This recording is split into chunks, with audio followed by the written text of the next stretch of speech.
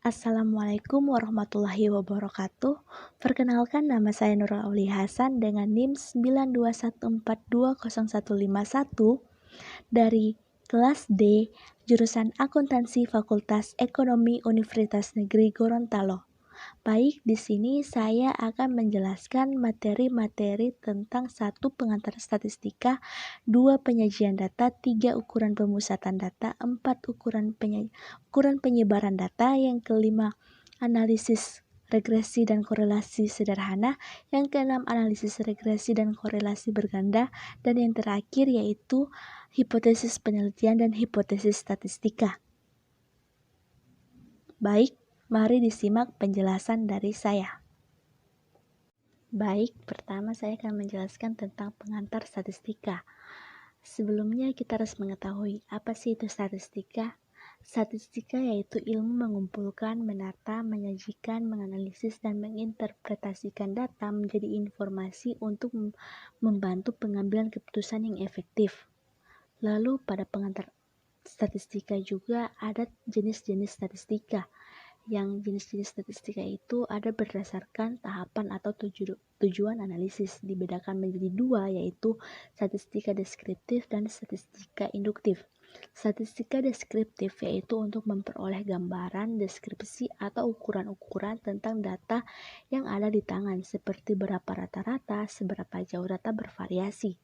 Sedangkan statistika induktif yaitu membuat inferensi atau menaksir ukuran populasi atau menguji hipotesis dari suatu populasi atau sampel inferensi, seperti melakukan perkiraan, peramalan, dan pengambilan keputusan.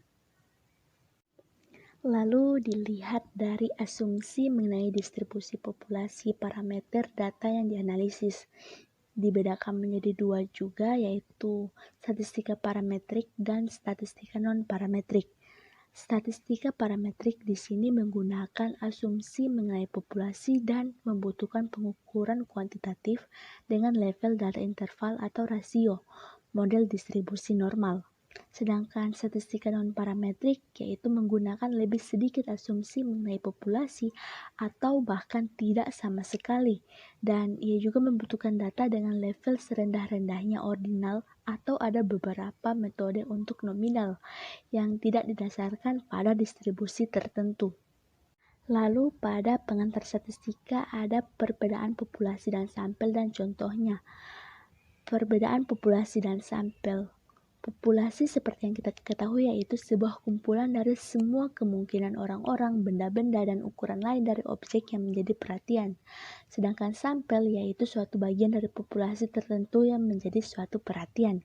Contohnya seorang dosen yang sedang meneliti pola konsumsi dari mahasiswa yang dilakukan di Fakultas Ekonomi Universitas Negeri Gorontalo yang memiliki populasi 15.000 mahasiswa dan hanya menggunakan 200 sampel untuk nantinya kita dapat menjawab hasil penelitiannya. Jadi populasinya 15.000 mahasiswa, sedangkan yang kita akan teliti hanya 200 sampel mahasiswa. Karena jika kita menggunakan 15.000 mahasiswa, maka itu akan terlalu banyak diteliti dan akan memakan waktu banyak. Dan jika ingin kita memudahkan suatu penelitian, kita hanya mengambil sedikit saja, yaitu disebut dengan sampel. Lalu pada pengantar statistika terdapat juga jenis-jenis data. Jenis-jenis data dibedakan menjadi 2, yaitu data kualitatif dan data kuantitatif. Data kualitatif itu berdasarkan data yang non-numerik atau tidak dalam bentuk angka, seperti jenis kelamin, warna kesayangan, asal suku, dan lain-lain. Sedangkan data kuantitatif yaitu merupakan data yang dalam bentuk angka. Terdapat 2 data jenis, yakni data diskret dan data kontinu. Data diskret yaitu merupakan data yang nilainya tidak bisa dalam bentuk pecahan, misalnya jumlah mobil, jumlah staf, jumlah TV, dan lain-lain. Sedangkan data kontinu yaitu merupakan data yang nilainya bisa dalam bentuk pecahan, misalnya berat badan, jarak kota, luas tanah, dan lain-lain. Lalu ada jenis data yang berdasarkan periode waktu. Jenis data berdasarkan periode waktu dibedakan menjadi 3, yaitu data time series, data cross-section dan data polling. Data time series yaitu data yang pengamatannya dilakukan dari waktu ke waktu, sedangkan data cross-section yaitu data yang pengamatannya itu dilakukan pada suatu waktu dengan banyaknya objek, sedangkan data polling yaitu data yang pengamatannya pada banyak objek dari waktu ke waktu. Lalu pada pengantar statistika terdapat juga sumber data statistika. Sumber data statistika dibedakan menjadi dua, yaitu data primer dan data sekunder. Data primer yaitu data yang diperoleh langsung dan bersumber langsung dari responden atau objek yang ia teliti. Bisa berasal dari wawancara langsung, wawancara tidak langsung, pengisian kuesioner, observasi, atau penelitian. Sedangkan data sekunder yaitu data yang datanya bersumber tidak langsung dari objek penelitian atau yang diperoleh dari pihak lain. Misalnya dari pihak BPJS, Bank Indonesia, World Bank, IMF, atau lain-lain. Pada pengantar statistika terdapat juga skala pengukuran.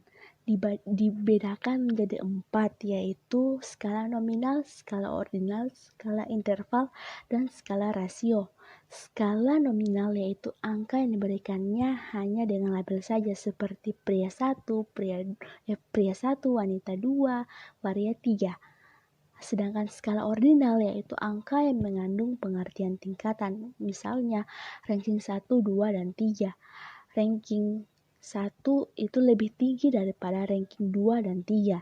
Lalu ada skala interval yaitu angka yang mengandung sifat ordinal dan mempunyai jarak atau interval, seperti saham prospektifnya 15 juta sekian. Dan selanjutnya ada juga skala rasio. Skala rasio itu angka yang mempunyai sifat nominal, ordinal, dan interval serta mempunyai nilai absolut dari objek yang diukur. Baik, yang kedua saya akan menjelaskan tentang penyajian data. Di sini kita harus mengetahui apa sih itu dari distribusi frekuensi. Distribusi frekuensi adalah pengelompokan data ke dalam beberapa kategori yang menunjukkan banyaknya data dalam setiap kategori, yang setiap data itu tidak dapat dimasukkan ke dalam 2 atau lebih kategori. Lalu, selain ada pengertian, ada juga tujuan dari distribusi frekuensi. Tujuan dari distribusi frekuensi yaitu untuk mengatur data mentah atau yang belum dikelompokkan ke bentuk-bentuk yang lebih rapi dan tanpa mengurangi isi informasi yang ada.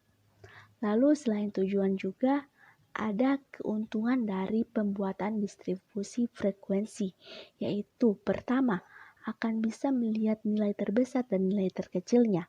Yang kedua, terlihat letak konsentrasi data. Dan yang terakhir, data itu akan terlihat lebih rapi dan akan lebih siap digunakan. Lalu, selain ada pengertian dari distribusi frekuensi, tujuan distribusi frekuensi, dan keuntungan distribusi frekuensi, ada juga rumus perhitungan distribusi frekuensi, mulai dari jumlah kelas, range, interval kelas, frekuensi relatif, dan frekuensi kumulatif. Rumus dari jumlah kelas yaitu K sama dengan 1 ditambah 3,3 log N. Sedangkan rumus dari range yaitu R sama dengan nilai tertinggi dikurangi dengan nilai terendah. Lalu ada interval kelas yaitu I sama dengan R per K, atau nilai tertinggi dikurangi dengan nilai terendah per jumlah kelas. Lalu selanjutnya ada frekuensi relatif, yaitu rumusnya frekuensi per jumlah frekuensi dikalikan dengan 100. Lalu ada frekuensi kumulatif. Frekuensi kumulatif pun dibagi menjadi 2, yaitu ada frekuensi kumulatif lebih kecil, yaitu jumlah frekuensi itu kurang dari batas bawah. Sedangkan frekuensinya kumulatifnya lebih besar, yaitu jumlah frekuensi itu lebih dari batas bawah. Lalu ada penyajian data dalam bentuk grafik. Ada 3, yaitu histogram, poligon, dan ogive. Pada penyajian data grafik seperti yang akan saya perlihatkan sebentar. Pada histogram dan poligon, kita hanya menggunakan interval dan frekuensinya saja, seperti gambar yang akan saya perlihatkan berikut ini.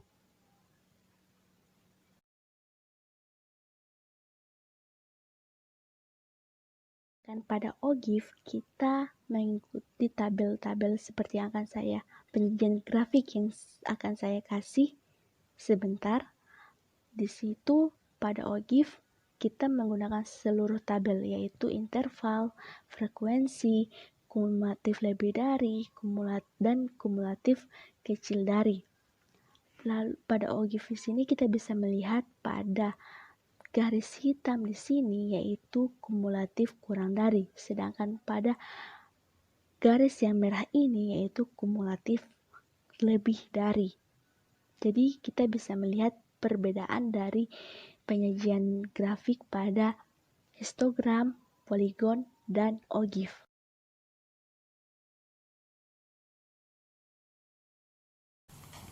Baik, yang ketiga saya akan menjelaskan tentang ukuran pemusatan data.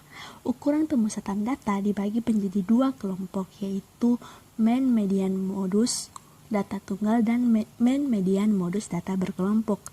Pada main median modus data tunggal ada rumus-rumusnya. Pada main data tunggal ada X bar sama dengan XI per N, di mana X bar yaitu X1 ditambah X2 ditambah X3 dan seterusnya. Lalu pada median data tunggal, ada dua rumus, yaitu MS sama dengan XN ditambah 1 per 2, di mana untuk N-nya ganjil yaitu sama dengan N21, di mana X21 ditambah 1 per 2 hasilnya menjadi X11, dan MS sama dengan XN per 2 ditambah dengan XN per 2 ditambah 1 per 2, yaitu untuk N genap, di mana contohnya N sama dengan 10, yaitu X10 ditambah X11 per 2. Jadi untuk XN-nya itu adalah data ke N setelah data tersebut diurutkan. Lalu pada modus data tunggal, yaitu kita memilih data yang paling sering muncul atau data yang memiliki frekuensi paling banyak. Contohnya 5, 6, 6, 6, 7, 7, 8, 8, 9. Jadi untuk modus yang paling banyak muncul atau angka yang paling banyak muncul itu adalah 6 sebanyak 3 kali.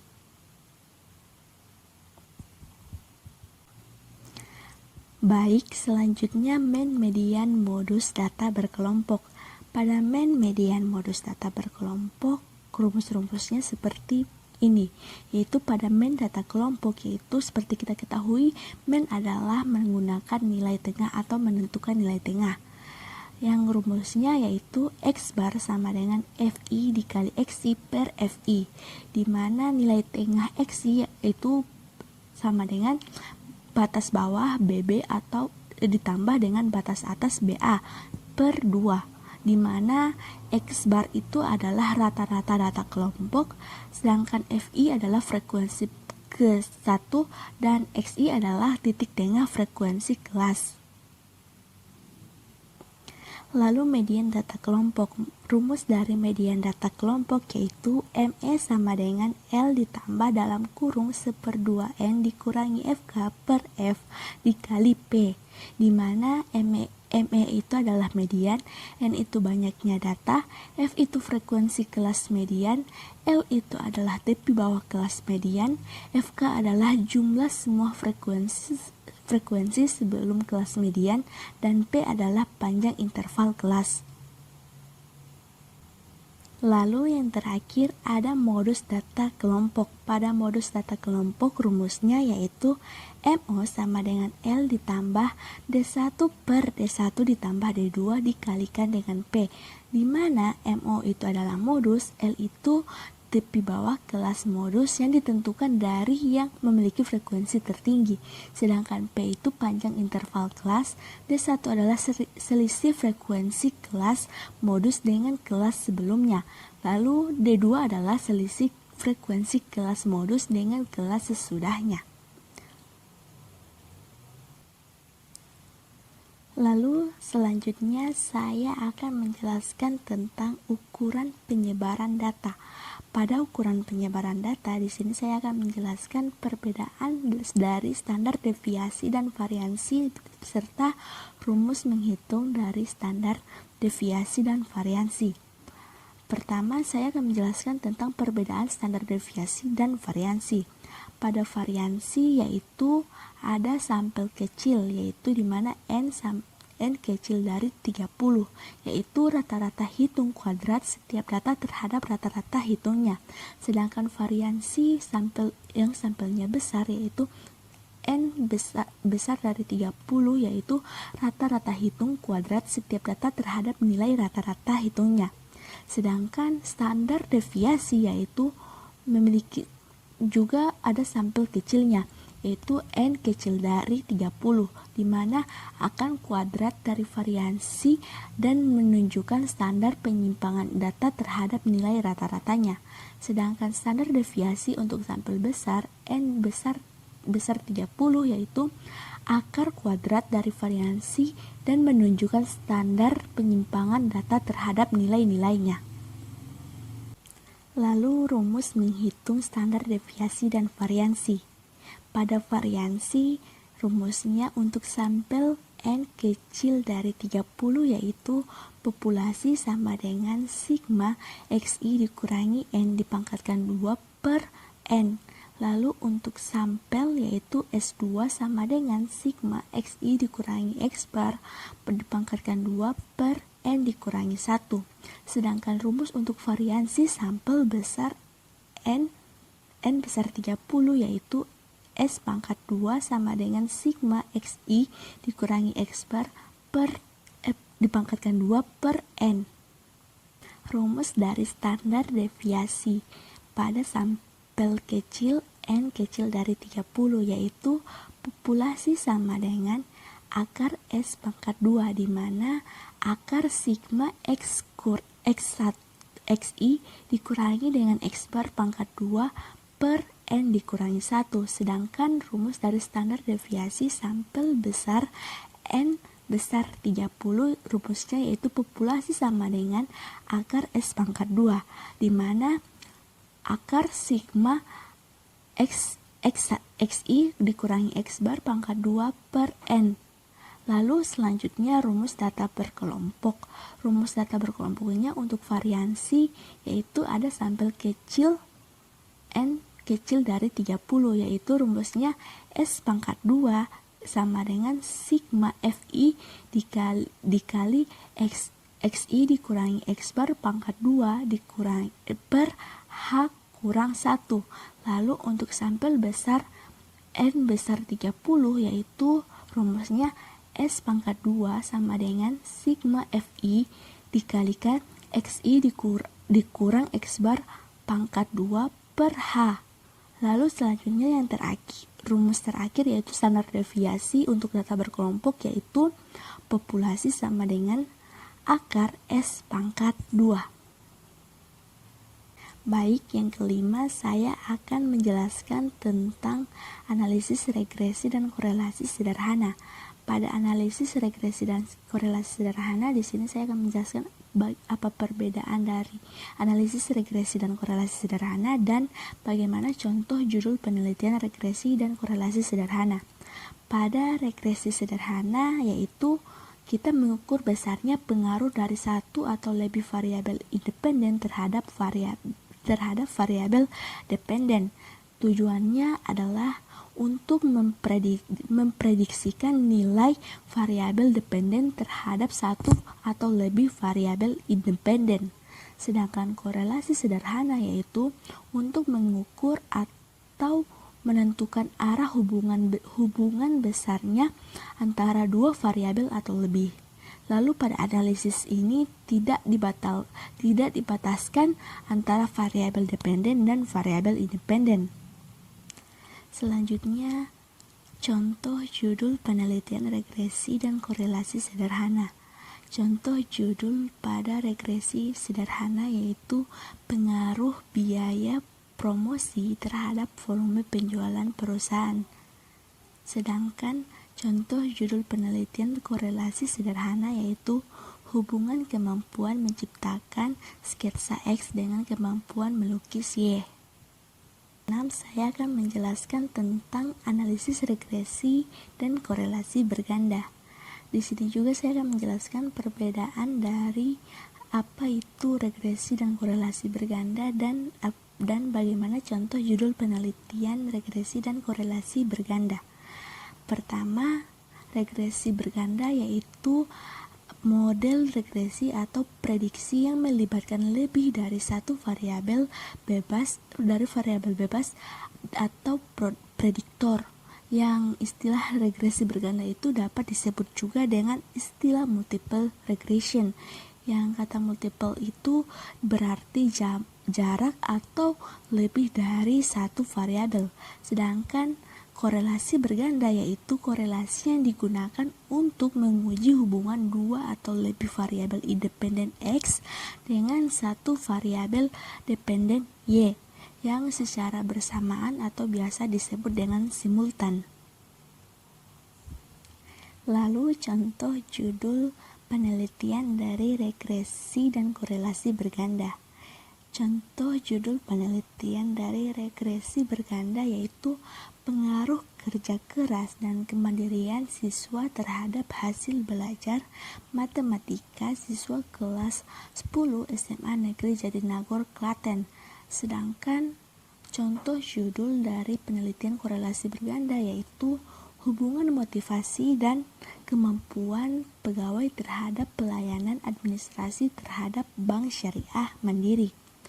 Dari judul tersebut, kita dapat menentukan variabelnya sebagai berikut, yaitu variabel X yaitu sebagai motivasi kerja dan variabel X2 yaitu kemampuan pegawai, sedangkan variabel Y yaitu pelayanan administrasi. Baik, yang terakhir saya akan menjelaskan tentang hipotesis penelitian dan hipotesis statistika. Pada hipotesis penelitian dan hipotesis statistika, kita harus mengetahui apa sih itu hipotesis. Hipotesis berasal dari bahasa Yunani yaitu hipo yang artinya di bawah, sedangkan tesis yang artinya pendirian, pendapat yang ditegakkan, dan kepastian. Hipotesis berarti pendapat yang kebenarannya masih diragukan. Untuk membuktikan suatu hipotesis, yaitu suatu peneliti harus dapat menciptakan suatu gejala, yakni melalui sebuah penelitian atau percobaan. Yang jika suatu hipotesis itu diuji, maka hipotesis tersebut disebut dengan teori.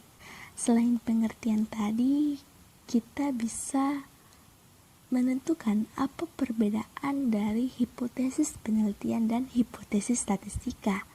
Hipotesis penelitian yaitu berupa penyebaran yang dibuktikan kebenarannya, sedangkan hipotesis statistika yaitu hipotesis yang berupa data matematis atau sebuah notasi matematis, seperti gambar yang akan saya tunjukkan berikut ini.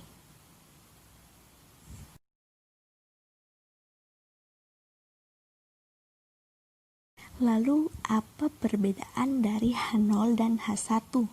H0 yaitu atau hipotesis nol atau notasi atau hipotesis nihil yaitu hipotesis yang statistikanya diuji atau dites. Sedangkan HA atau H1 yaitu hipotesis alternatif yang dimana kebalikan atau lawan dari hipotesis nol, atau bisa disebut juga dengan hipotesis yang tidak diuji atau tidak dites sama sekali. Selanjutnya ada macam-macam dari hipotesis penelitian. Macam-macam dari hipotesis penelitian itu dibagi menjadi 4. Pertama, ada hipotesis deskriptif. Hipotesis deskriptif itu dapat didefinisikan sebagai dugaan atau jawaban sementara terhadap masalah deskriptif yang berhubungan dengan variabel tunggal atau mandiri. Contohnya, seorang peneliti ingin mengetahui apakah bakso di restoran bakso idola Malang itu mengandung boraks atau tidak. Jadi seorang peneliti dapat mengambil dua kesimpulan, yaitu untuk H0-nya, yaitu bakso di restoran Bakso Idola Malang itu mengandung boraks, atau H1-nya yaitu bakso di restoran Bakso Idola Malang itu tidak mengandung boraks. Yang kedua yaitu hipotesis komparatif. Hipotesis komparatif yaitu dugaan atau jawaban sementara terhadap rumusan masalah yang mempertanyakan perbandingan antara dua variabel penelitian. Contohnya, seorang peneliti hendak mengetahui bagaimana sikap loyal antara pendukung klub sepak bola Manchester United jika dibandingkan dengan sikap loyal pendukung klub sepak bola Chelsea. Apakah pendukung memiliki tingkat loyalitas yang sama ataukah berbeda? Maka seorang peneliti mengambil dua kesimpulan, yaitu H0-nya yaitu pendukung klub sepak bola Manchester United itu sama dengan sikap loyal pendukung klub sepak bola Chelsea. Atau H1-nya yaitu pendukung klub sepak bola Manchester United itu tingkat loyalitasnya itu berbeda dengan pendukung klub sepak bola Chelsea. Yang ketiga ada hipotesis asosiatif. Pada hipotesis asosiatif yaitu dapat didefinisikan sebagai dugaan atau jawaban sementara terhadap rumusan masalah yang mempertanyakan hubungan antara dua variabel penelitian. Contohnya, seorang peneliti ingin mengetahui apakah sinetron berjudul Anak Jalanan itu dapat mempengaruhi gaya remaja anak laki-laki dalam mengendarai motor. Maka seorang peneliti melakukan dua hasil kesimpulan penelitiannya. Untuk H0-nya yaitu sinetron yang berjudul Anak Jalanan itu mempengaruhi gaya remaja anak laki-laki dalam mengendarai motor. Atau H1-nya yaitu sinetron Anak Jalanan itu berjudul Anak Jalanan itu tidak mempengaruhi gaya remaja laki-laki dalam mengendarai sepeda motor. Keempat, ada hipotesis kausal. Pada hipotesis kausal itu diartikan sebagai dugaan atau jawaban sementara terhadap rumusan masalah yang mempertanyakan pengaruh faktor prediktor terhadap variabel respon. Contoh, Anda akan meneliti apakah KB hormonal ada berpengaruh terhadap kejadian kanker leher rahim. Maka kita bisa mengambil kesimpulan dari penelitian tersebut, yaitu ada dua pilihan. H0-nya yaitu tidak ada pengaruh KB hormonal terhadap kejadian kanker leher rahim, atau H1-nya yaitu ada pengaruh KB hormonal terhadap kejadian kanker leher rahim. Lalu ada ciri-ciri hipotesis yang baik. Ciri-ciri hipotesis yang baik menurut Muhammad Nasir yaitu pertama harus menyatakan hubungan, yang kedua harus sesuai dengan fakta, yang ketiga harus berhubungan dengan ilmu serta sesuai dengan tumbuhnya ilmu pengetahuan, yang keempat harus dapat diuji, yang kelima kita harus sederhana, yang keenam harus bisa menerangkan sebuah fakta-fakta. Terakhir ada perumusan hipotesis. Perumusan hipotesis yang pertama yaitu teori sebagai acuan penelitian hipotesis, yaitu karena untuk memudahkan proses pembentukan hipotesis yang seorang peneliti itu biasanya menurunkan sebuah teori yang menjadi sebuah asumsi dari postulat. Asumsi-asumsi tersebut kita dapat didefinisikan sebagai anggapan atau dugaan. Yang kedua, fakta ilmiah sebagai acuan dari hipotesis. Fakta ilmiah itu kita bisa memperolehnya dengan cara pertama memperoleh dari sumber aslinya. Yang kedua, fakta yang didefinisikannya dengan cara menggambarkan atau menafsirkan dari sumber yang aslinya. Yang ketiga, fakta yang diperoleh dari orang-orang mengidentifikasi dengan cara menyusunnya dalam bentuk abstraction atau penelitian yang secara abstrak. Baik, terima kasih. Itulah penjelasan materi dari saya. Lebih dan kurangnya mohon dimaafkan. Wassalamualaikum warahmatullahi wabarakatuh.